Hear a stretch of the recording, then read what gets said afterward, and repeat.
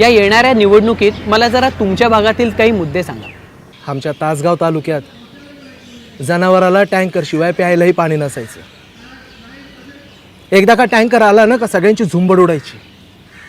Bye बापे बादल्या घेऊन नुसती धक्काबुक्की करायला सुरुवात करायची। माझा बालही मुश्किल होता। बा म्हणायचा मुंबईच्या चाळीमध्ये नळावरची भांडणं व्हायची, तसं आपलं तासगावले श्रीमंत आहे म्हणून आपण टँकरवरची भांडणं करतो। बा सांगायचा की तो त्याच्या लहानपणी त्याच्या मित्रासोबत उन्हाळ्यात आमच्या नदीत पोहायचा। एक उभा माणूस दिसणार नाही एवढं पाणी असायचं नदीला। आम्ही म्हणायचं असल बा, आम्ही कुठं पाहिलंय। आमचा 40 वर्ष सलग दुष्काळग्रस्त असलेला भाग। आमच्या गावाबद्दल बोलायचे का 600 ते 650 मिलीमीटर पाऊस पडला तर त्या वर्षी टँकरची गरज पडणार नाही, पण इतका पाऊस कधी पडतच नसे। त्यामुळे टँकरवाल्यांचा माफिया झाला होता। मग आमच्या गावात जलयुक्त शिवार आलं। जलसंधारण म्हणून नदीतनं माती खणली, ठिकठिकाणी पाणी अडवणं पाणी जिरवणं सुरू झालं।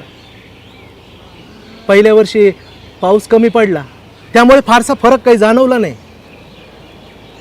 मग अधिकारी म्हणाले जलयुक्त शिवार म्हणजे पाणी तयार करण्याची योजना नाही, तर पावसाचं पडलेलं पाणी वाया न जाऊ देणं। आमचा बा हसला आणि म्हणला सरकारी काम म्हणजे सरकारीच काम। मग पुढच्या वर्षी जरा भरा पाऊस झाला। 160 मिलीमीटर पावसाने तुडुंब भरून बंधारे वाहू लागले। मग 1.5 ते 2 किलोमीटर नदीच्या पात्रामध्ये 6 फूट खोल पाणी। मग आमचा बा माझ्या पोराला आणि त्याच्या मित्रांना घेऊन नदीवर गेला। त्यांच्या पाठीवर डबडे बांधले आणि त्यांना पाण्यात टाकलं आणि म्हणले लेकराओ जा मस्ती करा पाण्यात, आपल्या गावात देवाभाऊंनी पाणी आणलंय। सलग 3 वर्ष नदीला पाणी बघून माझा बालही खुश झाला। म्हणला आता इथंच माझ्या अस्थी विसर्जन करायची। 2019 मध्ये त्याची इच्छा पूर्ण केली। आता गावाला पाण्याची सवय झाली होती, पण एकदा का भरभराटी झाली का मग सुक्या भाकरीचा विसर पडतो ना। असंच काहीसं लोकांचं झालंय, म्हणून इतर गोष्टींच्या नादी लागून ते कोणाला बी मत देतात।